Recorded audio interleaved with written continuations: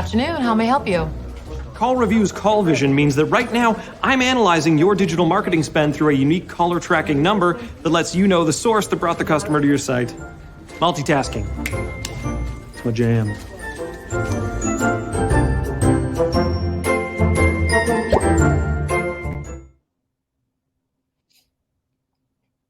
Hey everyone, welcome back to another ASOTU Edge webinar. We're going to be here again today with our friends at CallRevu and Relevant Dealer, talking about how dealers can win with GA4. So this is the second of a three-part series. Today we're going to be talking specifically about using GA4 to measure your marketing ROI and its impact on the phones. We'll have joining us today is going to be Corey Wright. He's the Director of Operations with CallRevu, and Steve Youre, CEO of Relevant Dealer. We've got a lot to talk about today, so dig in. I'm going to kick it over to Paul and Kyle in just a minute, but just to give you an idea, some of the high-level things we'll be talking about today are going to be what's new in events with GA4, why you should care about parameters, how do you even know if it's working, kind of comparing engagement versus conversion, measuring leads, calls, and chats, and then finally just some ways that you can get around your iframe woes. So going to hand it on over. Thanks for joining us.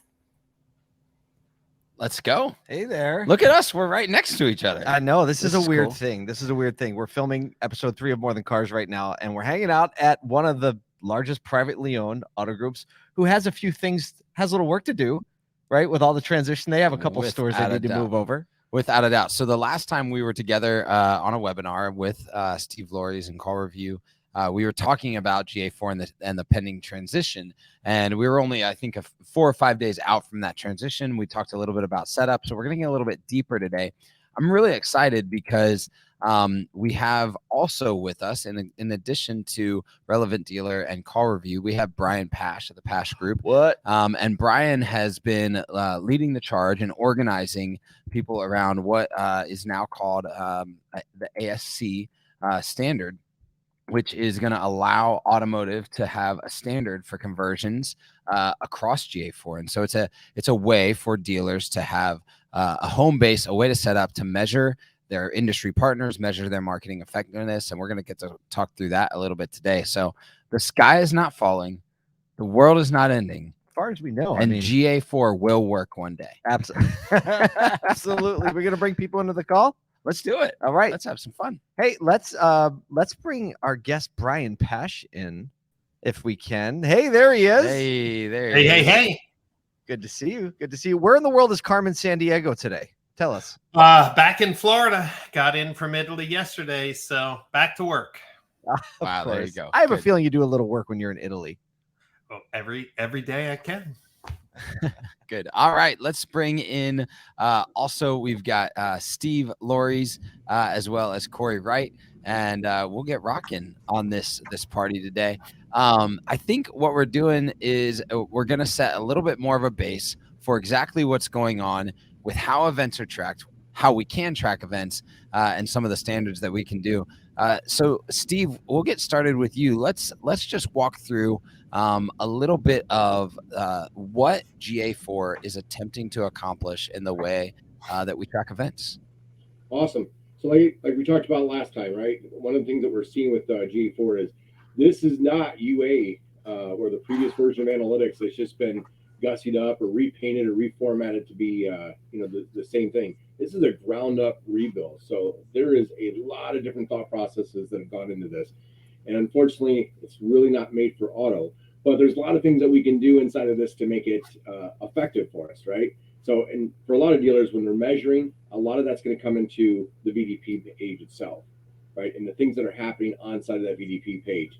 And real quick, Steven, slow down just a second. When you say not made for auto, because I think that some dealers could get a little skittish and be like, oh, wait a second, should I be using something else? Let's talk a little bit about why you say it's not made for auto, yet auto is still utilizing this tracking mechanism. Fair enough. So obviously the number one reason why people use analytics is it's free, right? So there's some other solutions out there. They come with a price tag. They take some extra implementation that we're probably not prepared to use or to roll out. And it's pretty consistent across the industries, right? But like I said, it's not built out of the wrapper to work specifically for automotive, right? They did it for more than a billion companies worldwide. So we get the opportunity to use the data sets and the measurement tools for free, but we've got to do a little bit of work if we want to make sure that it's set up to where we can measure it correctly and to be able to understand what's happening inside of that. Correct.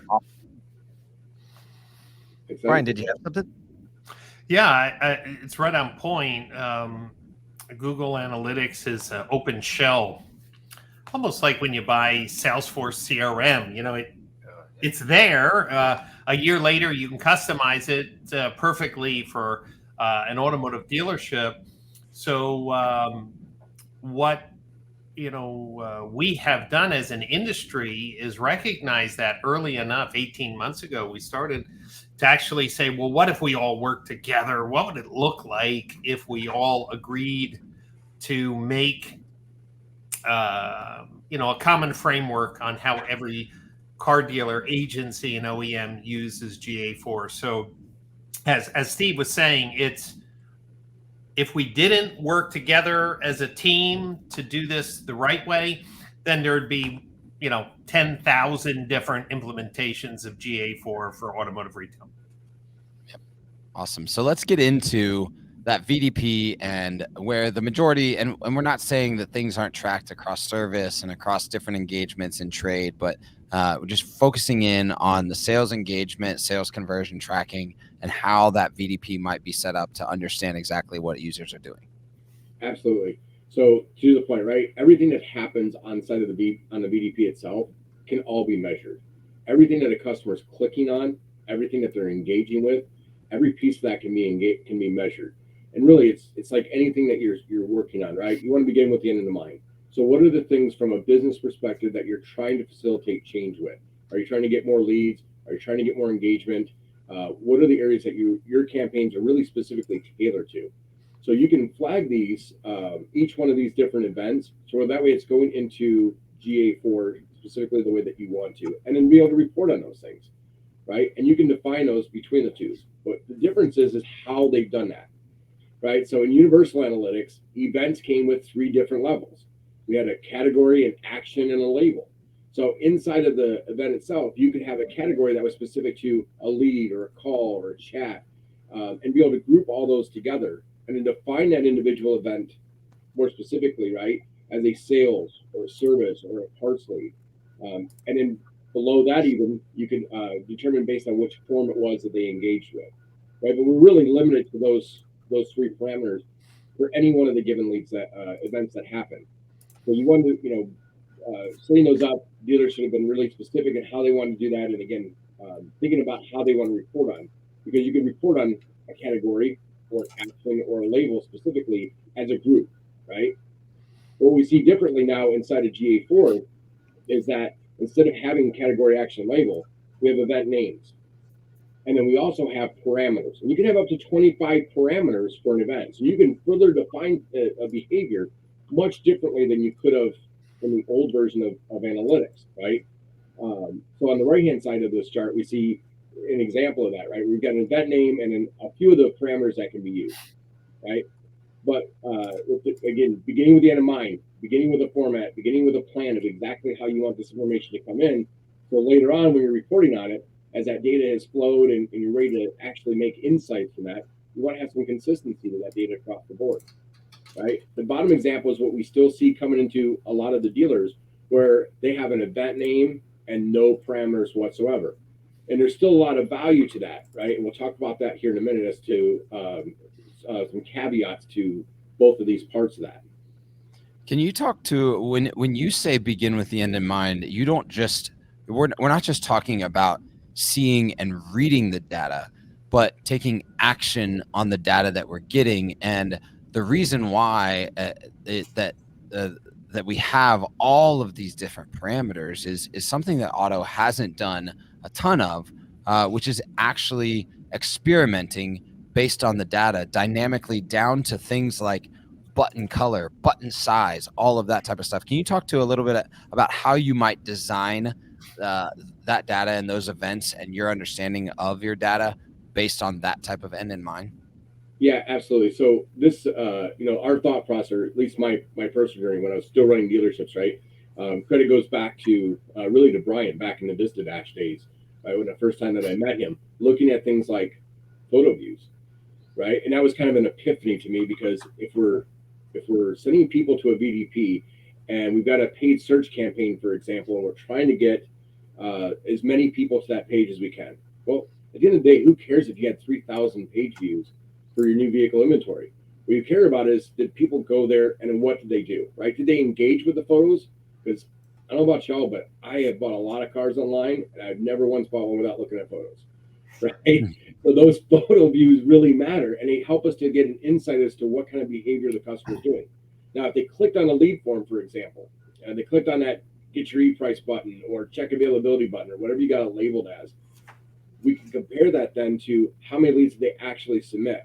So if people are starting that process and then stopping, you'd want to know that, right? If you had last month 150 people click that lead form button, but only 3 people send in leads, it's not about your marketing at that point.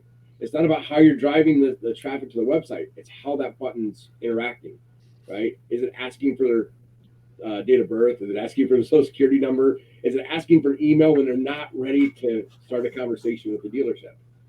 Right. So using that, you can make you can have a better understanding of what's working and what's not working, not just in the behavior side of it, but also in your marketing side of things. Now, on the Brian, talk a little bit more because you talked about kind of how 18 months ago, a lot of large, mid-sized dealer groups and even individual dealers, as well as industry partners and some OEMs, came together and started building this framework by which we were able to set up this type of tracking and this type of event knowledge to be able to create insights. Talk a little bit about how that came to be, what was important to the council, and then maybe how people can get involved right now in making sure that this is something adopted more widely.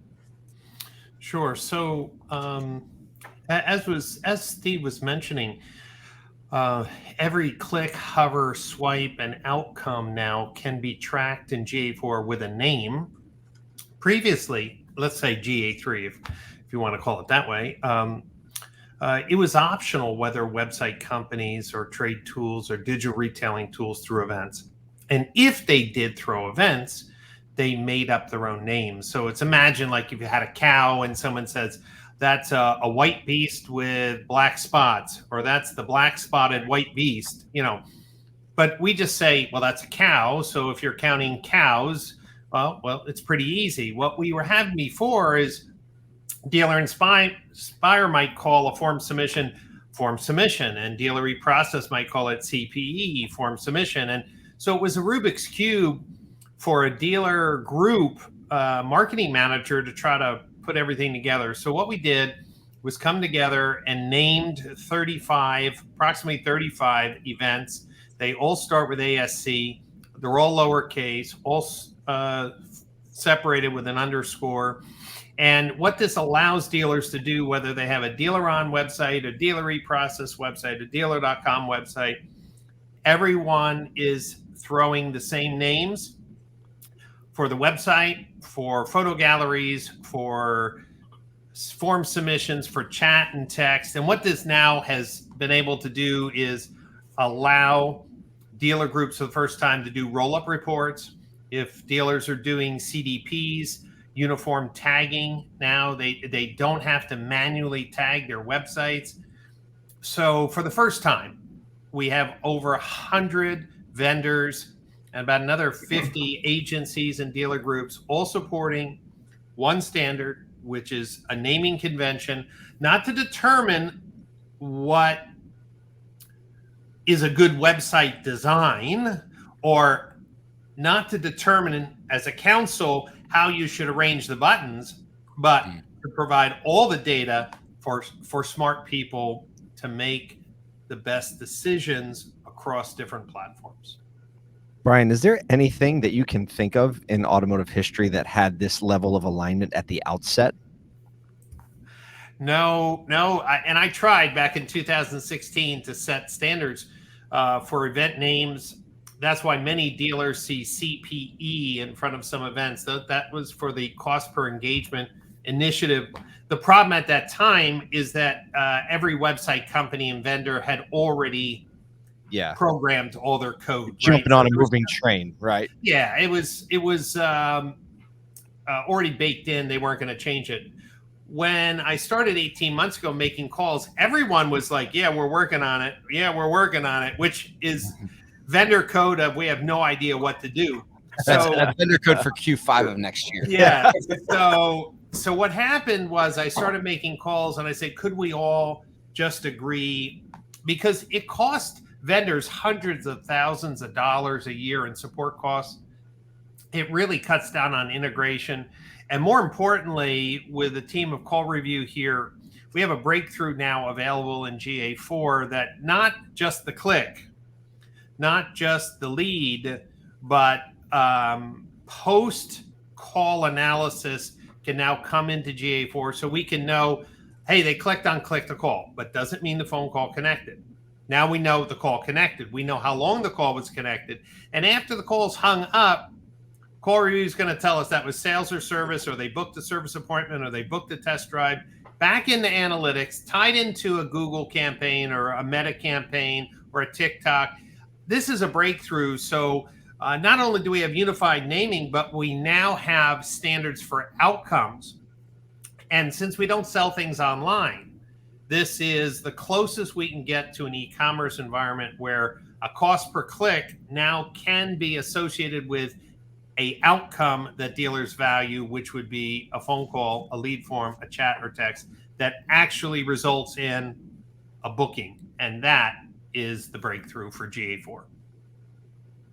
You know, one more interesting layer to that, two interesting layers that I want to make sure that everyone is aware of here is one of the main reasons why this is so important to have a standard in the way that you operate is GA4 is a lot different than universal analytics. In that universal analytics, you could have multiple views.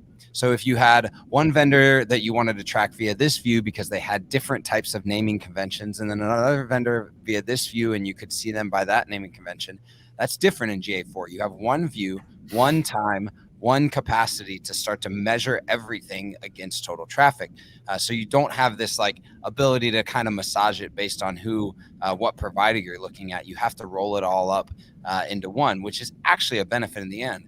The other piece of this is that because GA4 has a lot more capacity and integration with CDPs, there are actually a lot of providers working on tying back Google's unique user ID all the way to business outcomes. So I think we're going to see that here over the next 12 to 24 months be something that we see going actually deeper into understanding the real ROI on campaigns, tying back to Google user IDs because of the depth of the API, both in and out. So I'm excited about that because we are going to see past even just like the outcomes of a conversion to phone calls. We're going to see deeper in that.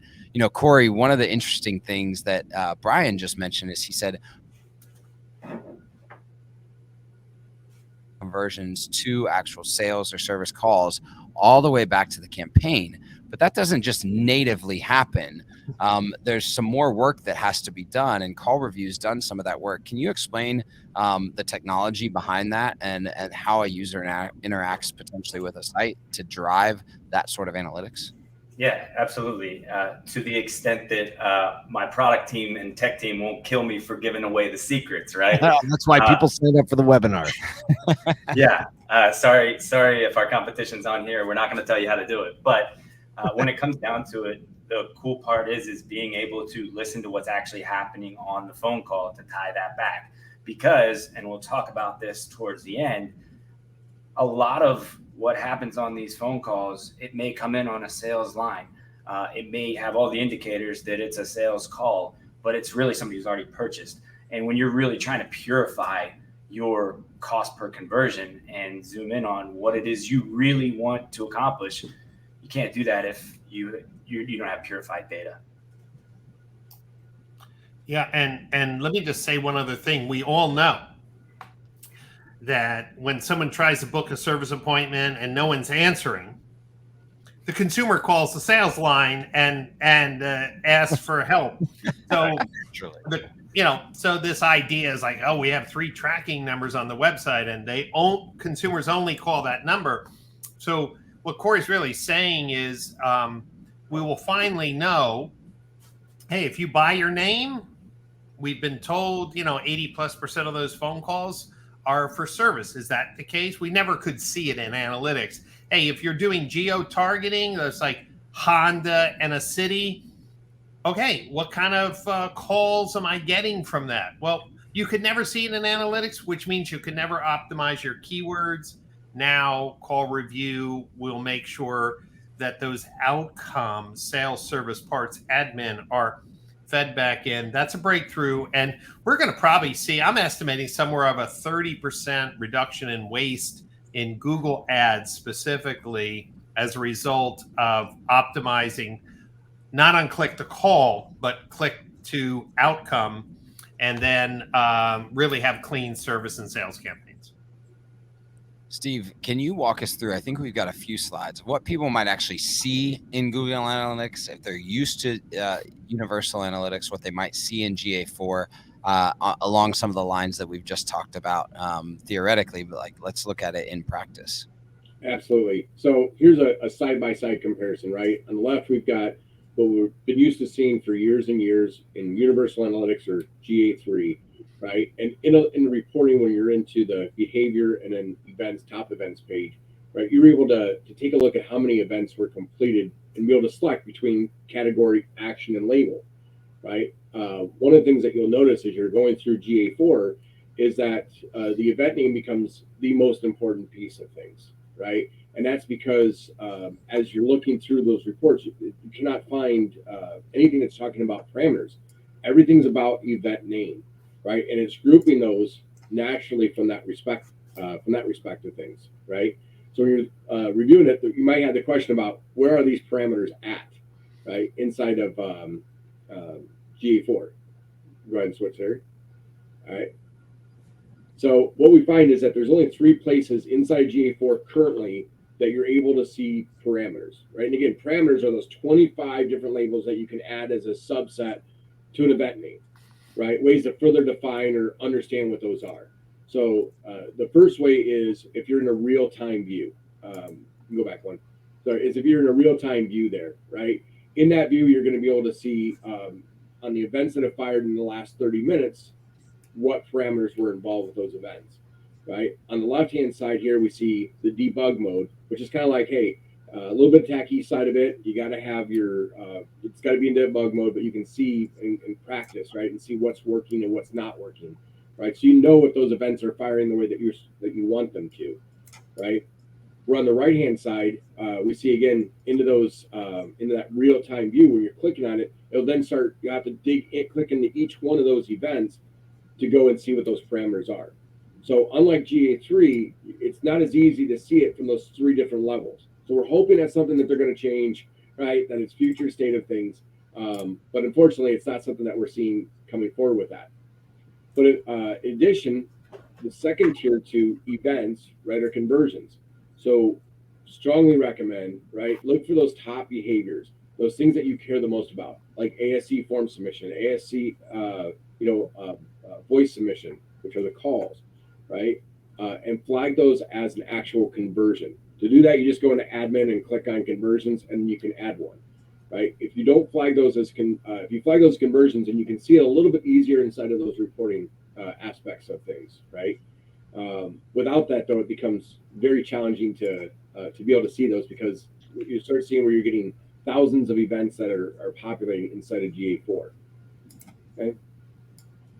So with that, it's a lot easier for folks to, and they find themselves, especially dealers, right, find themselves using that third-party reporting side of things, right? And that's one of the things that we like about what we see in the CallRevu reporting. You want to flip there for me? There you go. And with that, I'll let Corey kind of walk through that aspect of things.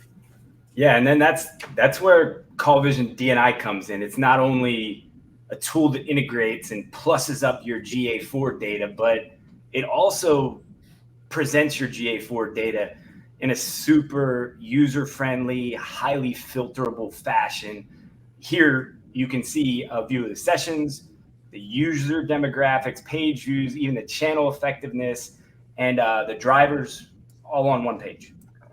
Now, what really, and Brian spoke to this, and it's kind of cool, and it's nice to be able to say that we can do this. It's one of the game changers that I believe we're one of the only, if not the only, that can do down to a group traffic level and a campaign traffic level. So you get an idea of which campaigns are giving you the best return on your investment. And not only are you just getting calls, but are you getting sales calls? Are you getting sales appointment calls?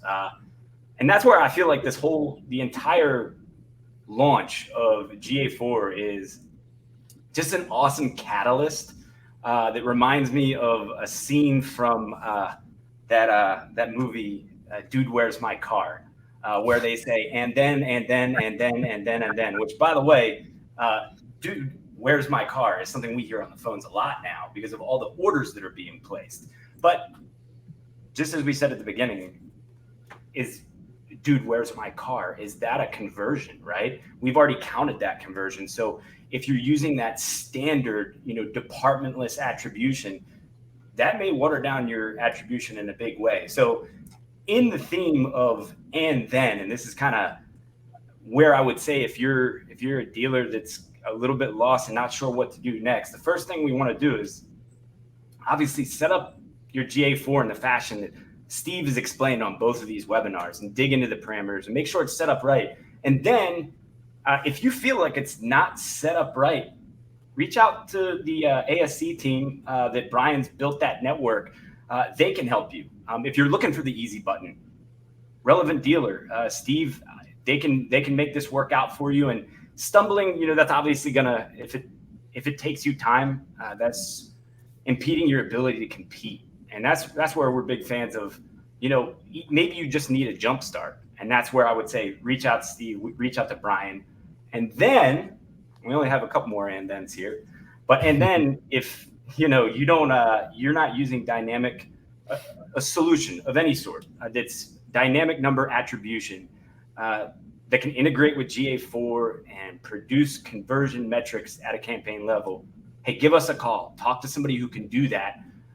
So you're getting the data into your GA4 because there's so much you're going to be able to do with that. And at a minimum, and then when you have your pure cost per conversion, you could be saving thousands. And that's going to help you to allocate those dollars to maybe something that works a little bit better than what just the gurus and everybody in your 20 group tells you to do. Because when you're building a budget with such a broad brush stroke, it works, but everybody has a different dealership. Everybody has a different market. And that's why this matters, because you can reallocate that money somewhere else and do better efforts as far as digital advertising goes, or you can even spend it on your people, train your people so you can have a better experience when they call you once you have everything dialed in. So, and that's the kicker of the and then, is that it never stops. We are always continuing to ask that question of and then, how do we get better? And that's what we're going to be doing, is we're going to be looking at how can we give you a more pure version of attribution. So let me say this. We probably have a little delay from when we say things on the live stream to when people hear it. Not too long, but if you have a question, feel free to drop it in the chat, and hopefully it'll get to us while we're still on the stream. Brian, Corey just mentioned reach out. What should someone do if they have a vendor who wants to be on the ASC train? What's the best way to start that conversation? Sure. AutomotiveStandardsCouncil.com. There is a sign-up page. They can sign up to be a founding member or a supporting member. The difference is that the founding members are part of our monthly dynamic calls and kind of strategy sessions. Supporting members get information before the public does, but not part of the collaboration environment. They want to be supportive and be advised. And then as a member, and this is one of the big benefits, we have a WhatsApp discussion group, kind of a tech hub, so that some people use Slack or whatever, but to have 100+ tech companies that are all trying to figure out GA4, we constantly are seeing, hey, are you guys seeing this? Or, hey, I'm struggling with this. And so there's that support. I also have encouraged dealers to join a more public GA4 group for WhatsApp, and that's just people in the industry who want to help. So there's a public facing version of that. So one way or the other, if dealer marketing managers are struggling, those are resources. And then one last thing, if you want to know if GA4 is set up, and it's very basic, you can just Google this phrase, 5 in 5 for GA4. Just spell it out, FIV, 5 in 5 for GA4. That's a 5-minute video that shows you 5 things to check. And if you just want to make sure, here we are in July, am I set up? Watch the 5 in 5 for GA4 video. And if it's not set up properly, then you have to, work with your vendor partners to make sure you get everything. And the biggest thing, to Corey's part, is probably 9 out of 10 dealers are not tracking call outcomes in GA4. And it's the #1 way in which consumers convert for car dealers. And it's a shame that here we are in 2023, that the #1 conversion channel that is used most by consumers, 7x over lead forms, is the phone. And we're not, using that data to optimize our ad campaign. So hats off to the team at CallRevu for really supporting this standard and giving dealers the missing keys to optimize their ad campaigns. Hey, Steve, we've got one other question that came in before the webinar that is a lot of people, it's similar to phone calls, over time have had trouble tracking things in iframes. So which is the way that the majority of partners that are not your web vendor place like conversion tools on the website. What's different and what's possible for iframes, and how can people potentially get better tracking out of those conversion events? Yeah, great question. So, and it's something that we run into a lot, right? So iframes are things like your X time service scheduler or your shop quick drive or other tools that are just kind of like embedded in the page, right? What really that is a separate website that's within your site, right? So if it's happening inside of that, unless you are you've got someone on the dev stack for the website company to be able to build out to measure that, you're not going to be able to. So the simplest way to do that is to get with the partner that's providing that tool, right? Whether it's a trade pending, whether it's a car now, or whoever it is that's providing that tool for you, right? And make sure that they have your GA4 information. A lot of times, a lot of these companies, especially the ones I've already mentioned, they have a quick start guide, right? So they can help to make sure that that information is being sent to them in the way that they need it. And then they'll push the data directly into your GA4 account for you and tell you exactly how it is that they're sending it in. So that way you can continue to measure on it as if it was information from your own website. All right. Thank you very much. I think our time has come to an end, or is coming to an end. We're going to flip it back to Anne-Marie. Thank you so much for showing up today, gentlemen. Thank you as well. Thanks, everybody. Good afternoon. How may I help you? When Scott here, alert is busy. Alert, I can capture alert over 30 pieces of information, so you never miss an opportunity. And your last alert. name? Great.